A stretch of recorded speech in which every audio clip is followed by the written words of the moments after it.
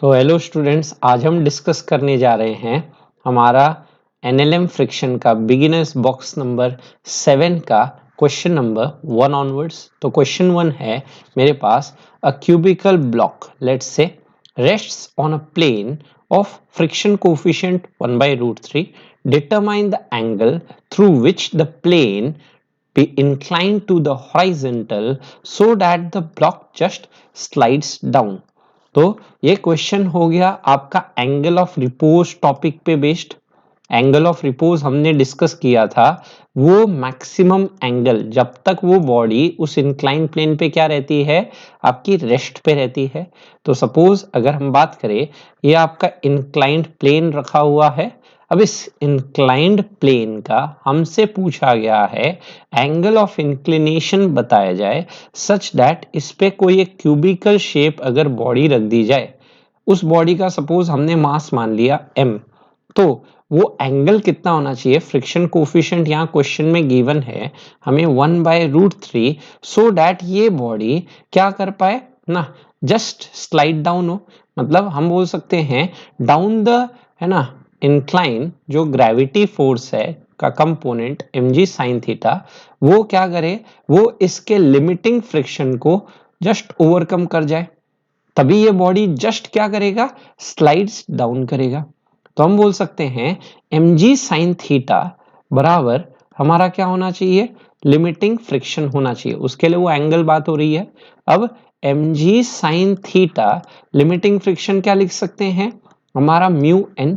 अब ये normal reaction हम लिख सकते हैं, नॉर्मल रिएक्शन लेट से सरफेस के परपेंडिकुलर ऊपर की तरफ जो नॉर्मल आएगा वो किससे बैलेंस होगा, आपका परपेंडिकुलर टू इंक्लाइन mg के cos थीटा से।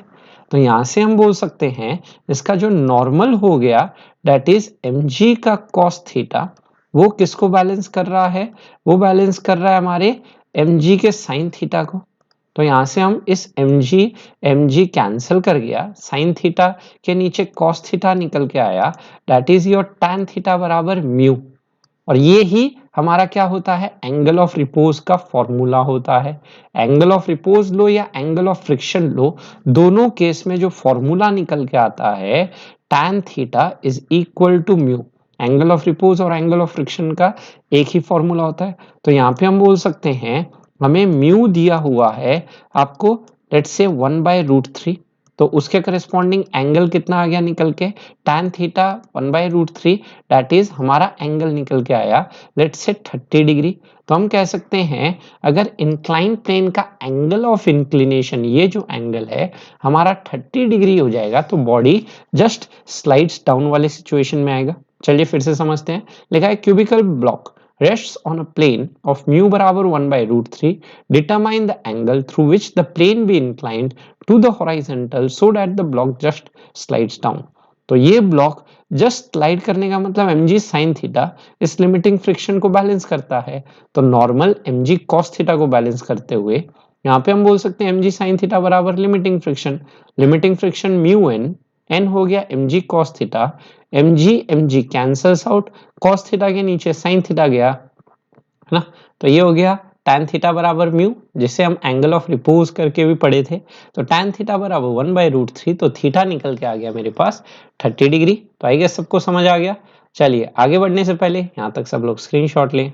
तो अब आते हैं बिगिनर्स बॉक्स 7 के क्वेश्चन नंबर 2 पे बात करने। तो क्वेश्चन 2 है मेरे पास, let's say a body is in limiting equilibrium. तो क्या लिखा है, एक बॉडी जो है वो लिमिटिंग इक्विलिब्रियम में है on a rough incline plane at an angle of 30 degree with the horizontal. Calculate acceleration with the body will slide down when angle of inclination is change to 60 degree. तो यहाँ पे अभी जो हमने पिछले question में आपका एंगल ऑफ रिपोज करके पढ़ा था, तो यहाँ पे हमें क्वेश्चन क्या गिवन है, यहाँ पे हमें गिवन है लेट्स से इस क्वेश्चन में आपको जो एंगल ऑफ रिपोज है वो दिया हुआ है 30 डिग्री। दैट इज अगर 30 डिग्री पे कोई बॉडी को रखा जाए तो वो बॉडी जस्ट स्लाइड करने वाले सिचुएशन में आएगी। तो हमने देखा था उसका फॉर्मूला था tan theta equal to mu, तो इनडायरेक्टली म्यू दे दिया मुझे, तो वो एंगल ऑफ रिपोज है 30 डिग्री। तो tan 30 की वैल्यू 1/√3, तो उससे हमें उस सरफेस का क्या मिल गया, लेट्स से आपको एंगल मिल गया ना, म्यू की वैल्यू मिल गई 1/√3 इंक्लाइन प्लेन और इस ब्लॉक के बीच में कितना लेट्स से आपका फ्रिक्शन कोफिशिएंट है वो मिल गया। अब बोला है अगर मैंने इस का angle of inclination let's say 30 degree से बढ़ा के कितना कर दिया 60 डिग्री कर दिया। सपोज यहाँ पे हम बोल रहे हैं ये जो एंगल ऑफ इंक्लाइंड प्लेन हमने 30 डिग्री से बढ़ा के सपोज अगर 60 डिग्री कर दिया तो उस केस में इस ब्लॉक का है ना, ये जो ब्लॉक है मास m है, इसका एक्सीलरेशन डाउन द इंक्लाइन ना कितने से ये स्लाइड डाउन करेगा ये पूछा है, एक्सीलरेशन बताना है। तो फिर से क्या करते हैं, जो जो इस पे फोर्स लगते हैं वो ड्रॉ करते हैं, mg sin थीटा। तो अब ये स्लाइड करेगा मतलब यहाँ कौन सा फ्रिक्शन होगा, kinetic friction mu N, mu की वैल्यू यही 1/√3 लेके ही चलना है, कुछ अलग नहीं दिया तो 1/√3। उसके बाद क्या कर सकते हैं, उसके बाद सरफेस के परपेंडिकुलर ऊपर की तरफ नॉर्मल और परपेंडिकुलर टू इंक्लाइन क्या लगा दिया जाए mg cos थीटा। और सबसे मेन चीज सूडो, एक्सेलरेट नीचे हो रहा है तो इस पे सूडो फोर्स कहाँ लगेगा अपना ऊपर की तरफ। अब लगाते हैं इक्वेशंस का काम, एक एक करके सॉल्व करना स्टार्ट करते हैं।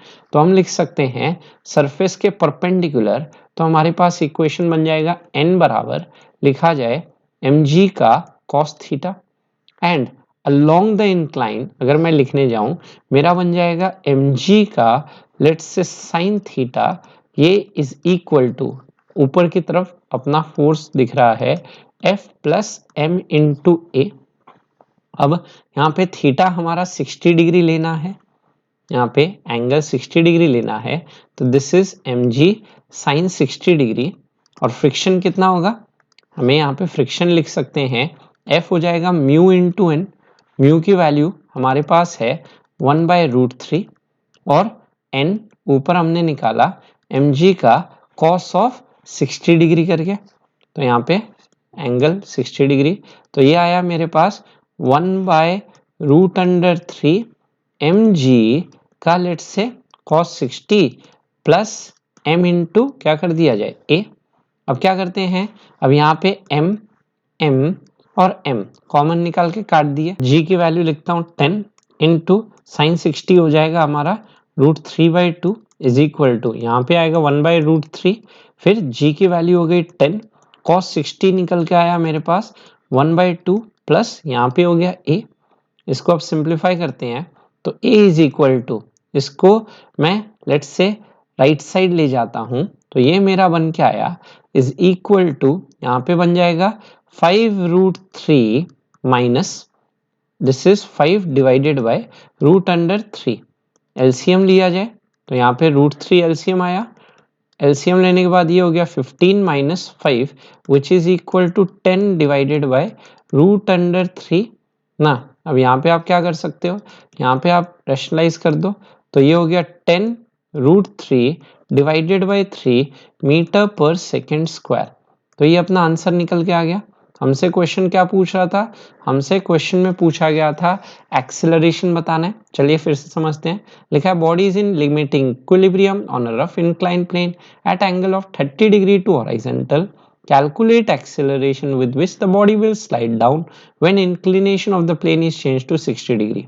तो 30 डिग्री पे जस्ट स्लाइड्स डाउन वाला सिचुएशन है equilibrium, that is angle of repose दिया है म्यू इक्वल टू tan 30, तो म्यू आया 1/√3। अब हमें 60 डिग्री पे डाउन द इंक्लाइन जब ये स्लाइड करेगा तो उसका एक्सेलरेशन पूछा है, तो एक्सेलरेशन नीचे होगा तो सूडो फोर्स है ऊपर, नॉर्मल सरफेस के परपेंडिकुलर नीचे mg cos theta, down the incline mg sin theta, ऊपर फ्रिक्शन और ऊपर सूडो फोर्स, तो mg sin theta f plus ma लिख दिया जाए। और दूसरा सरफेस के परपेंडिकुलर n को mg cos थीटा रख दो, f equal to mu n, mu हो गया 1/√3 mg cos 60, इस f को यहाँ रख दो 1/√3 mg cos 60 प्लस ma। इसको सिंप्लीफाई करते हैं, एक्सेलरेशन आ जाता है निकल के 10√3/3 मीटर पर सेकेंड स्क्वायर। तो आई गेस सबको आ गया समझ में, यहाँ तक सब लोग स्क्रीनशॉट ले लीजिए। अब हम डिस्कस करेंगे बिगिनर्स बॉक्स 7 का क्वेश्चन नंबर 3। तो क्वेश्चन 3 है a weight W rests on a rough horizontal plane. तो ये लेट्स से एक वेट है, ये रहा जो इस हॉरिजॉन्टल प्लेन पे रेस्ट कर रहा है ना, रुका हुआ है। तो इसका वेट जो है mg वो मुझे गिवन है। अब यहाँ क्वेश्चन में है if angle of friction be let's say theta.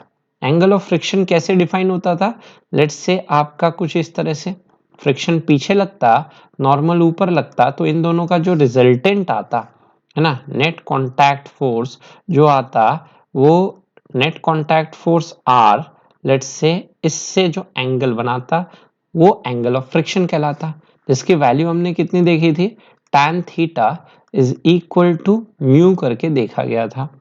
अब यहां बोला है calculate the least horizontal force that will move the body along the plane. तो कम से कम मिनिमम से मिनिमम एक हॉरिजॉन्टल फोर्स कितना लगाना पड़ेगा, least horizontal force that will move the body along the plane, तो इस डायरेक्शन में ये मूव करा पाए वो हमें पता करके देना है। तो ये फोर्स किसको ओवरकम करना चाहिए, उसके लिमिटिंग फ्रिक्शन को ओवरकम करना चाहिए, ये वो मिनिमम फोर्स हो जाएगा यहाँ पे हम कह सकते हैं। और यहाँ पे अगर इसकी बात की जाए तो यहाँ पे हम लिख सकते हैं limiting force is equal to, आप यहाँ पे अगर ये ट्राइंगल अगर आप बनाते हो तो ये ट्राइंगल से हम देख सकते हैं, लेट से नॉर्मल जो हो गया वो तो हो गया मेरा वेट दैट इज mg, और जो लिमिटिंग फ्रिक्शन हो गया वो होता है mu N that is mu mg, और म्यू mg को हम क्या लिख सकते हैं, mg जो था वो मेरा w था, तो म्यू इंटू डब्ल्यू। तो अगर ये angle let's say angle of friction theta बना हुआ है तो ये f है तो ये भी f होगा, एंड सिमिलर वे में ये होगा नॉर्मल। तो यहाँ ट्राइंगल से अगर आपको दिखाऊं तो tan theta is equal to बन के आया f बाय n, वहां से मैं आपको देख सकते हैं इस चीज को कि f जो हो गया वो हमारा निकल के आ गया let's say mu into W divided by normal है w, तो यहाँ से tan थीटा आया म्यू, ये जो हमने एंगल ऑफ फ्रिक्शन का डेफिनेशन लिखे थे tan theta equal to mu वहीं से बन के आया है। अब यहाँ पे हमें बोला गया वो मिनिमम फोर्स कितना लगाना पड़ेगा, दैट इज अपना म्यू इंटू डब्ल्यू लिखा जा सकता है ना, लिमिटिंग फ्रिक्शन के बराबर that is mu into W, और म्यू तो दिया नहीं है पर थीटा दिया है, तो यहाँ से हम क्या बोल सकते हैं, यहाँ से हमारा आंसर लिख दिया जाएगा म्यू की जगह tan थीटा लिख देते हैं इंटू डब्ल्यू करके, तो मेरा फाइनल आंसर आ गया F is equal to W tan theta. जो क्वांटिटीज गिवन थी क्वेश्चन में उस फॉर्म में मैंने आंसर लेट्स से फाइनल लेके आया है। W दिया था क्वेश्चन में और थीटा दिया था, तो W और थीटा के फॉर्म में आंसर लाना था। तो सिंपल सा क्वेश्चन है, जैसे यहाँ पे एक बॉडी रखी हुई है, इस बॉडी पे कितना मिनिमम फोर्स लगाया जाए ताकि बॉडी मूव करे, तो वो फोर्स कितना होना चाहिए, उसके लिमिटिंग फ्रिक्शन के बराबर। अब ऊपर सरफेस के परपेंडिकुलर नॉर्मल, ये रिजल्टेंट कांटेक्ट फोर्स लेट से किसी एंगल थीटा पे लगते हुए, तो यहाँ से हम बोल सकते हैं tan थीटा बराबर म्यू, तो नॉर्मल जो है वो उसके वेट को बैलेंस करेगा और फ्रिक्शन उसके हॉरिजॉन्टल फोर्स को, तो F बराबर एफ लिखते हुए एफ हो गया mu into let's say N mu mg mu into W, और w तो हमें पता था पर म्यू क्या होता है tan थीटा, तो w into tan theta which is your final answer. तो आई गेस सबको आ गया समझ में, चलिए यहाँ तक स्क्रीनशॉट ले ले सभी। तो अब आते हैं बिगिनर्स बॉक्स 7 के क्वेश्चन नंबर 4 पे, लिखा है 2 ब्लॉक्स A एंड B, ये दो ब्लॉक रहे A block B block of masses M and capital M, A का मास स्मॉल m, B का mass capital M, connected to two ends of a string passing over a pulley, ये इस string से पास होती हुई ना pulley से पास हो रहे हैं। B lies on a plane inclined at angle theta, B इस inclined plane पे लाई कर रहा है थीटा एंगल पे, with the horizontal A is hanging freely as shown, यहाँ डायग्राम में दिख रहा है freely hang कर रहा है। coefficient of static friction between the plane and, यहाँ पे इस B और इसके बीच में कोफिशिएंट ऑफ फ्रिक्शन मुझे दिया हुआ है म्यू एस करके। अब यहाँ क्वेश्चन पूछा है find minimum and maximum values of m, मुझसे इस m की minimum as well as maximum value पूछी गई है, so that system is at rest, इस सिस्टम को किस में रखना है, रेस्ट पे रखना है। तो मिनिमम वैल्यू कितनी होगी एंड मैक्सिमम वैल्यू कितनी होगी, तो सबसे पहले क्या करते हैं, सबसे पहले इस पे जितने फोर्स लग रहे हैं पहले वो ड्रॉ करते हैं। तो पहले तो रस्सी का टेंशन T, अब उतना ही टेंशन इस रस्सी पे ऊपर की तरफ लगते हुए, उसके बाद क्या करते हैं यहाँ पे सरफेस के परपेंडिकुलर इसके द्वारा नॉर्मल n, फिर हम बोल सकते हैं डाउन द इंक्लाइन, यहाँ पे आ जाएगा अपना mg का लेट्स से साइन थीटा एंड सरफेस के परपेंडिकुलर हम क्या ड्रॉ कर सकते हैं, mg का cos थीटा लिख दिया जाए, इस डायरेक्शन में लिखा जाए अपना mg cos थीटा। उसके बाद उसी तरह से इस मास m की अगर मैं दिखाऊं तो डाउन द है ना, लेट्स से डाउनवर्ड्स अपना mg लगेगा। अब रेस्ट पे मतलब मूवमेंट नहीं हो रहा है, तो मिनिमम मास का मतलब क्या होगा, मैं सबसे पहले केस बात करने जा रहा हूं फॉर मिनिमम मास। तो मिनिमम मास जब होता तो ये जो मास कैपिटल एम है वो नीचे जाने की टेंडेंसी रखता है ना, ये मास कम है मतलब ये सिस्टम मेरा डाउन द इंक्लाइन मूव करेगा, तो इंक्लाइन के नीचे मूव करेगा मतलब सरफेस के द्वारा इस ब्लॉक पे, इस कैपिटल एम पे फ्रिक्शन कहाँ लगेगा, ऊपर की तरफ एम। ये वो मिनिमम वाला सिचुएशन है। तो अब हम इक्वेशन लिखते हैं, सबसे पहले कैपिटल ए मास के लिए इक्वेशन लिखा जाए तो सिंपल सी इक्वेशन बन गई, ए मास के लिए तो T is equal to M into G. उसी तरह से हम इक्वेशन लिखने जा रहे हैं, लेट्स से आपका कैपिटल एम मास है ना, लेट्स से बॉडी आपका बी के लिए इक्वेशन लिखने जा रहे हैं सिमिलर वे में। तो बी बॉडी के लिए इक्वेशन क्या हो जाएगा, एक तो y डायरेक्शन में लिखा जा सकता है n is equal to M G का क्या लिख सकता हूं cos theta, and along the incline मेरे पास आ जाएगा tension plus let's say friction, ये बन के आ गया डाउन द इंक्लाइन mg का लेट्स से बन के आया साइन थीटा। अब क्या करना है यहाँ पे इक्वेशन में t प्लस f क्या लिख दिया जाए, f हो गया मेरा mu n is equal to mg का साइन थीटा। कोई रिलेटिव मोशन नहीं हो रहा है तो कोई सूडो लगाने की जरूरत नहीं है। अब टेंशन की जगह लिख देते हैं स्मॉल mg और नॉर्मल की जगह लिख देते हैं लेट्स से mg का cos थीटा, यहां से मेरे पास आ गया let's say mg sin theta करके। अब मुझे निकालना है स्मॉल m, अब मैं क्या करता हूं ये g और ये g कैंसिल आउट कर दिया, तो यहां से स्मॉल m लिखा जाएगा, इसको आप राइट साइड भेज दे तो ये बन गया m sin theta minus let's say mu m क्या लिख दिया जाए cos थीटा। तो ये जो मास निकल के आया यहां से this mass is my minimum mass, तो हम बोल सकते हैं ये वो मिनिमम मास हो गया है ना, ये मिनिमम वाला केस हो गया। तो मिनिमम मास कितना होगा, तो m कॉमन निकाल लिया जाए, तो ब्रैकेट में हमारे पास आया निकल के sine theta minus let's say mu cos theta करके।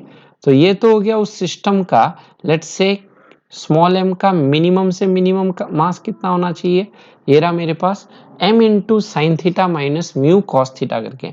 चलिए समझते हैं फिर से इसको, तो यहाँ लिखा हुआ है ये मास m को रेस्ट पे रखना है, तो उसके लिए ये m का मास कम से कम कितना होना चाहिए, तो ये मास अगर कम है इस साइड ज्यादा मास है तो ये नीचे स्लाइड करता, तो इस पे फ्रिक्शन ऊपर लगाते, बाकी टेंशन नीचे mg साइन थीटा बैलेंस करते हुए mg साइन थीटा बराबर t प्लस एफ लिख दिया जाए, और सरफेस के परपेंडिकुलर नॉर्मल को mg cos थीटा लिख दिया जाए, और इस बॉडी के लिए t ऊपर और mg नीचे करके t इक्वल टू mg लिख दिया जाए। तो यहाँ से अपने पास क्या आ गया, यहाँ से अपना मिनिमम मास सिंप्लीफिकेशन करके t की जगह mg लिख दिया, n की जगह mg cos थीटा लिख दिया, g कैंसिल आउट करके इस m को वहां ले गया तो m into sine theta minus mu cos theta करके आ गया। ये तो हो गया मिनिमम वाला केस। अब आते हैं मैक्सिमम वाला केस, मतलब अब हम पता करने जा रहे हैं मैक्सिमम मास कितना होना चाहिए लेट्स से इस स्मॉल m का सच दैट है ना। अब हम ये डिस्कस करने जा रहे हैं मैक्सिमम वाला सिचुएशन, लेट्स से मैक्सिमम कितना होना चाहिए ताकि ये मास क्या बना रहे अपना रेस्ट पे बना रहे। तो मैं क्या करता हूं इस ब्लॉक को वापस से यहाँ पे उठा के पुट करता हूं, तो चलिए इस ब्लॉक को उठा के वापस यहाँ रखते हैं, और इस ब्लॉक पे अब कौन से फोर्सेस लगेंगे उसको रीड्रॉ करते हैं। तो इस ब्लॉक पे कौन से फोर्स लगते हैं, चलिए रीड्रॉ करते हुए। तो अब यहाँ पे बात हो रही है डाउन द इंक्लाइन क्या होगा अपना mg का cos थीटा होगा ना, साइन थीटा होगा, तो डाउन द इंक्लाइन तो mg साइन थीटा, इंक्लाइन के परपेंडिकुलर इस डायरेक्शन में मेरे पास बन गया mg cos थीटा। उसके बाद रस्सी के द्वारा जो टेंशन लग रहा है वो ऊपर की तरफ, और उतना ही टेंशन इस रस्सी पे भी सेम लगेगा। फिर बात क्या होगी आपकी नॉर्मल रिएक्शन और फ्रिक्शन की। तो यहाँ पे हम बोल सकते हैं नॉर्मल सरफेस के परपेंडिकुलर इस डायरेक्शन में और इसका वेट जो mg लगेगा वो नीचे की तरफ।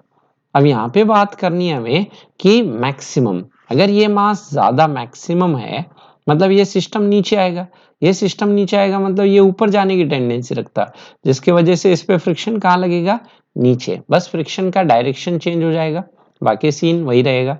तो इक्वेशन लिखते हुए सबसे पहले स्मॉल एम मास के लिए इक्वेशन बन जाएगा फिर से T is equal to mg small M mass के लिए, और इस कैपिटल एम मास के लिए लिखा जाए तो n इक्वल टू मेरे पास बन के आ गया mg का let's say cos theta and along the incline मेरे पास बन के आया T is equal to mg का sin थीटा प्लस फ्रिक्शन हो गया। अब T की जगह मैं लिख सकता हूं mg और यहाँ पे आया निकल के mg sin theta plus friction जो है वो तो हो गया म्यू इंटू एन। अब यहाँ पे क्या कर देते हैं, this is mg is equal to ये आया निकल के mg sin theta plus mu into normal की जगह आपका कैपिटल mg cos थीटा पड़ा हुआ है। अब क्या करेंगे, g कॉमन निकाल के काट देंगे सभी साइड से, फिर हम लेट्स से m, ये m कौन सा m है, मैक्सिमम वैल्यू, m कॉमन निकाल लिया जाए तो ब्रैकेट में मेरे पास आ गया sine theta plus let's say mu का cos theta. This is the maximum value of this है ना small M mass in terms of capital M and theta and mu करके। तो ये रहा मेरा बी पार्ट का सॉल्यूशन। इसमें हमने कुछ नहीं किया, जो ये मास एम है इसका मोशन देखा, फ्रिक्शन नहीं होता तो ये मास नीचे जाता, जिसके कारण ये ऊपर जाता तो रिलेटिव मोशन सरफेस के रेस्पेक्ट में ऊपर होता, जिसकी वजह से इस पे फ्रिक्शन नीचे लगा दिया। तो T equal to mg sine theta plus friction लिख दिए, और फिर फ्रिक्शन की जगह म्यू एन, एन की जगह mg cos theta, m common निकाल लिए, ये आ गया अपना फाइनल आंसर। तो आई गेस सबको आ गया समझ में। चलिए वेरी गुड, आगे बढ़ते हैं नेक्स्ट क्वेश्चन। एक क्वेश्चन है calculate acceleration of the blocks and the force of friction between them. तो कुछ ये रहा मेरा सिस्टम, इस सिस्टम में 5 kg 10 kg फ्रिक्शन कोफिशिएंट ए और बी के बीच का 0.4 और बी और ग्राउंड के बीच स्मूथ है, और ए पे हॉरिजॉन्टल फोर्स 50 न्यूटन लग रहा है। तो इस क्वेश्चन को करने का तरीका क्या है, अगर टू ब्लॉक सिस्टम ऐसे रख दिया जाए तो पहले तो काम क्या कर लो, पहले काम इसको एक कंबाइंड सिस्टम ले लो, ए और बी को as a combined system, A plus B अगर पूरे को मैं सिस्टम लेके चलूं तो इस पूरे सिस्टम का मास कितना हो गया, 5 plus 10 is equal to 15 kg। अब इस पूरे 15 kg पे कौन से फोर्स लग रहे हैं, जो इनके बीच ए और बी के बीच जो फ्रिक्शन लगेगा वो तो इंटरनल फोर्स हो गया, वो एफबीडी में ड्रॉ नहीं होगा। अब हॉरिजॉन्टल डायरेक्शन में आगे की तरफ फोर्स कितना आया, 50 न्यूटन। उसके बाद क्या कह सकते हैं, इस बी के द्वारा जो है ना बी पे लेट्स से ग्राउंड के द्वारा नॉर्मल लगेगा, और क्योंकि ये सरफेस स्मूथ है बी और ग्राउंड वाला तो यहाँ पे कोई फ्रिक्शन नहीं मिलेगा बी के द्वारा। अब हम क्या कह सकते हैं, इस पे लेट्स से नॉर्मल ग्राउंड के द्वारा इस पे ऊपर मिलता तो ये वो नेट नॉर्मल हो गया, वो हमें बनाने की वैसे जरूरत नहीं है क्योंकि यहाँ कोई फ्रिक्शन इन्वॉल्व है नहीं। अब हम बोल सकते हैं क्योंकि ये सिस्टम जिस डायरेक्शन में लेट्स से कोई यहाँ फ्रिक्शन है नहीं तो देयरफॉर ये पूरा सिस्टम एक्सेलरेट आगे से, ये मानते हुए कि ए और बी सपोज सेम एक्सेलरेशन से मूव कर रहे हैं। ये हम केस 1 ले लेते हैं लेट्स से, जिसमें हम मान लेते हैं दोनों बॉडी सेम एक्सेलरेशन से मूव कर रही है, ये फर्स्ट केस अज्यूम करना पड़ेगा। अब एक्सेलरेट अगर आगे कर रहा है तो इस पे सूडो फोर्स जो लगेगा 15 है वो मेरा पीछे लगेगा, तो उससे हमारा क्या आएगा, फोर्स बैलेंस किया जाए तो 50 इज इक्वल टू 15a, यहां से a की value 50/15 that is equal to 5 10 जा 5 3 जा मीटर पर सेकेंड स्क्वायर। अब ये फाइनल आंसर नहीं हुआ, दोनों ब्लॉक का एक्सेलरेशन यही होगा या नहीं होगा वो डिपेंड करेगा कि इसको लेट्स से 5 kg को आगे की तरफ मूव कराने वाला जो फ्रिक्शन फोर्स है जो इस ए और बी के बीच लग रहा है वो लिमिटिंग के अंदर है या नहीं है, और उसी तरह से इस 10 kg का भी एफबीडी बनाया जाएगा। चलिए तो एफबीडी बनाते हैं इन दोनों का। तो पहला काम क्या कर सकते हैं, इस 5 kg पे तो 50 न्यूटन फोर्स आगे लग रहा है। और हम क्या बोल रहे हैं, हम यहाँ पे बोल रहे हैं, ये मान के चल रहे हैं कि ये दोनों ब्लॉक जो हैं वो सेम एक्सेलरेशन इस 10/3 से आगे मूव कर रहे हैं। ये हम मान के चल रहे हैं, ये भी 10/3 से आगे, जो हमने है ना कंबाइंड सिस्टम लेके निकाला उसका हम यूज कर रहे हैं कि दोनों 10/3 से आगे बढ़ते हुए माने। अब हम बोल सकते हैं कि लेट्स से इस पे जो होगा सूडो फोर्स पीछे ma किया जाए तो 5 इंटू 10/3 50/3 आया, और उसी तरह से इस पे भी सूडो फोर्स 10 इंटू 10/3 किया जाए तो 100/3 निकल के आया। अब ये जो फोर्स है इस 10 kg पे हॉरिजॉन्टल डायरेक्शन में, ये एक्सटर्नल फोर्स 50 तो लग नहीं रहा, वो तो सीधा ए पे लग रहा है ना। ये 50 न्यूटन का फोर्स ये सीधा ए पे लग रहा है, तो बी पे क्या लगेगा, यहाँ पे इसको आगे की तरफ एक्सीलरेट कराने के लिए बी बॉडी पे, ये जो बी बॉडी है इस पे इन दोनों के बीच का फ्रिक्शन लगेगा आगे, जो इसको आगे की तरफ एक्सीलरेट कराएगा। अब वही फ्रिक्शन यहाँ पे क्या लगना चाहिए, बाय न्यूटन थर्ड लॉ पीछे लगना चाहिए। तो अगर मैं ए वाले का एफबीडी बनाता हूँ, ये ए का, ये बी वाले का, तो ए का एफबीडी बना के हम क्या देख सकते हैं, ए का एफबीडी से हम देख सकते हैं आगे की तरफ 50 बराबर पीछे की तरफ 50/3 प्लस फ्रिक्शन, वहां से मेरे पास फ्रिक्शन आया is equal to 50 minus 50/3, LCM लिया 150 minus 50 is equal to 100/3 newton. उसी तरह से लेट से बी वाले से भी मैं देखता तो बी वाले से भी फ्रिक्शन कितना आता, बी वाले से भी एफ आगे उसको बैलेंस करेगा 100/3 न्यूटन, लेट से कहा जाए। अब क्या ये 100/3 न्यूटन, हम अगर बात करें ये 100/3 न्यूटन, क्या ये सरफेस बी और ए के बीच में लेट से इतना फ्रिक्शन लग सकता है, तो म्यू हमें पता है। और अगर हम बात करें इस ए बॉडी पे कितना फ्रिक्शन होगा वो चेकआउट करें, तो हम क्या कह सकते हैं, नीचे की तरफ लगेगा 50 न्यूटन वेट, इस पे नीचे 50 न्यूटन लगेगा, और ये 10 kg इस पे ऊपर की तरफ क्या प्रोवाइड करेगा, नॉर्मल रिएक्शन देगा, नॉर्मल रिएक्शन एन करके देगा। तो वो एन की वैल्यू ए बॉडी से, हम ए बॉडी का एफबीडी अगर देखें तो ए बॉडी के एफबीडी से हम देख रहे हैं कि नॉर्मल रिएक्शन जो आया वो तो निकल के आया मेरे पास 50 न्यूटन। अब उसके करस्पॉन्डिंग जो लिमिटिंग फ्रिक्शन होगा वो लिमिटिंग फ्रिक्शन हम लिख सकते हैं म्यू एन। तो म्यू कितना है अपना, म्यू है 0.4, नॉर्मल हमने लिखा है 50 करके, तो 50 into 4 that is 200 by let's say 10 is equal to 20 Newton.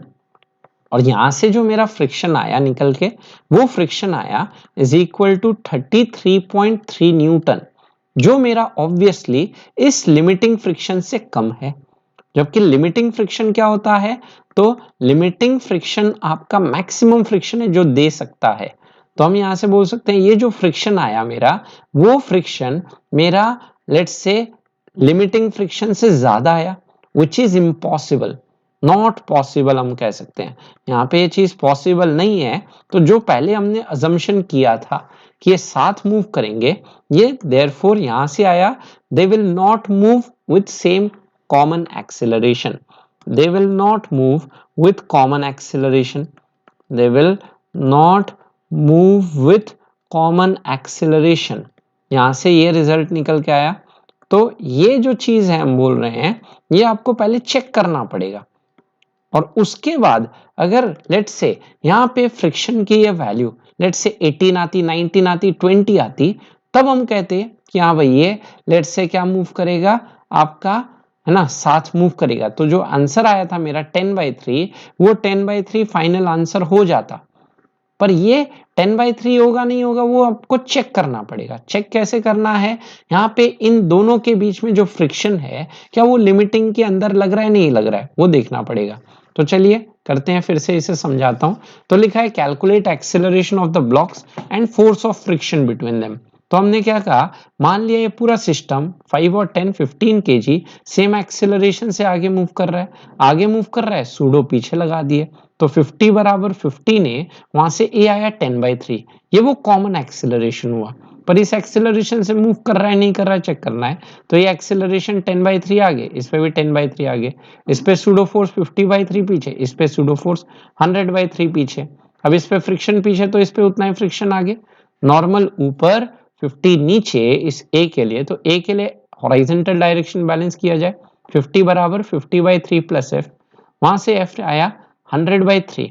और चाहे मैं 10 kg से दिखाऊं तो इस पे भी आगे की तरफ एक्सेलरेट कराने के लिए आगे फ्रिक्शन होना चाहिए, वो बैलेंस करेगा 100/3 को 33.3। अब ये फ्रिक्शन अवेलेबल है या नहीं है चेक करते हैं। तो मैक्सिमम सरफेस जो दे सकता था friction that is your 20 newton. 20 newton mu N करके निकाला तो 20 न्यूटन से ज्यादा आ गया फ्रिक्शन जो अवेलेबल ही नहीं है इन दोनों के बीच में। देयरफॉर ये सिस्टम इस कॉमन एक्सेलरेशन से मूव नहीं करेगा। तो अब हम क्या करते हैं, अब हम लेट्स से कॉमन एक्सेलरेशन से अगर मूव नहीं करेगा तो वो लेट्स से अलग अलग जो एक्सेलरेशन होगा दोनों का वो चेकआउट करते हैं। तो उसके लिए हम लेके आते हैं इस सिस्टम को अब अलग अलग एक्सेलरेशन से मूव कराते हुए। और हमने अभी निकाल लिया लेट्स से वो जो लिमिटिंग फ्रिक्शन इनके बीच लगता दैट इज 20 न्यूटन। दोनों के बीच मैक्सिमम से मैक्सिमम कितना फ्रिक्शन लगता है 20 न्यूटन। तो अब इस ए का एफबीडी बनाता हूं और उसी तरह से इस बी का एफबीडी बनाता हूं और इनके बीच मैक्सिमम जो फ्रिक्शन था वो आपका 20 न्यूटन गिवन है। तो यहाँ पे हम बोल सकते हैं इस बॉडी पे हॉरिजॉन्टल आगे लग रहा है 50 न्यूटन और हम यहाँ पे कह सकते हैं कि यहाँ पे जो फ्रिक्शन अवेलेबल है वो 20 है। तो ये पूरा आप 20 न्यूटन रोल में आ जाएगा। तो हम यहाँ पे बोल सकते हैं कि इस पे लेट्स से अगर ये 5 kg और ये आपका 10 kg, अब दोनों सेम एक्सेलरेशन से मूव नहीं करेंगे तो हम बोल देते हैं इसका एक्सेलरेशन a1 आगे और इसका एक्सेलरेशन a2 क्या हो गया पीछे हो गया, है ना। इसका भी आगे मान लो अलग अलग एक्सेलरेशन। अब हमें डायरेक्शन नहीं पता तो हमने खुद अज्यूम कर लिया दोनों आगे। तो क्या होगा इस पे सूडो फोर्स लगा दो 5a1 इस पे पीछे और वैसे इस पे भी सूडो फोर्स 10a2 क्या लगा डाले पीछे की तरफ लगा डाले। उसके बाद हम बोल सकते हैं कि यहाँ पे क्या लगेगा फ्रिक्शन। अब हम बोल सकते हैं इसको आगे एक्सेलरेट कराने के लिए यहाँ जो फ्रिक्शन लगेगा इन दोनों सरफेस के बीच वो लगेगा हमारा कितना लिमिटिंग फ्रिक्शन दैट इज 20 और बाय न्यूटन्स, है ना, थर्ड लॉ उतना ही फ्रिक्शन यहाँ पे पूरा का पूरा 20 का 20 लग जाएगा। अब इक्वेशन बैलेंस किया जाए तो 20 बराबर मेरा 10a2 आया इस बी बॉडी का 10 kg का एफबीडी बना के। तो a2 तो आ गया मेरे पास लेट से 2 मीटर पर सेकेंड स्क्वायर। तो नीचे वाला जो ब्लॉक है वो 2 मीटर पर सेकेंड स्क्वायर से एक्सेलरेट करेगा। और उसी तरह से ऊपर वाले ब्लॉक के लिए लिख सकते हैं 50 आगे की तरफ वो हमारा 5a1 प्लस पीछे की तरफ फ्रिक्शन 20 को। तो यहाँ से 50 minus 20 equal to 30 is equal to 5a1। तो ऊपर वाले ब्लॉक का एक्सेलरेशन भी आगे निकल के आया दैट इज 6 मीटर पर सेकेंड स्क्वायर। तो इस तरह से हमने इन दोनों ब्लॉक का एक्सेलरेशन निकाल लिया। नीचे वाला ब्लॉक मेरा 2 मीटर पर सेकेंड स्क्वायर से आगे एक्सेलरेट करेगा और ऊपर वाला ब्लॉक भी मेरा 6 मीटर पर सेकेंड स्क्वायर से आगे मूव करेगा। करना क्या था, पहले तो चेक करना था। जैसे हमें पता चला not move with common acceleration तो हमने दोनों का अलग अलग एक्सेलरेशन a1 a2 कर लिया और जो फ्रिक्शन लगाना था वो मैक्सिमम लिमिटिंग वाला दैट इज 20 न्यूटन जो हमने निकाला था ऊपर उसको लगा देना था। तो यहाँ पे हम देख सकते हैं एक्सेलरेशन a1 आगे होगा 5a1 पीछे, a2 आगे होगा 10a2 पीछे, इस पे फ्रिक्शन आगे तो इस पे न्यूटन थर्ड लॉ से फ्रिक्शन पीछे। इस पे 20 बराबर 10a2 कर देते हो a2 आया 2 और इस पे 50 बराबर 5a1 प्लस 20 करते हो यहाँ से a1 निकल के आ गया 6। तो आई गेस सबको समझ आ गया। आज के लिए इतना ही, नेक्स्ट वीडियो में मिलते हैं। थैंक यू, बाय सभी को।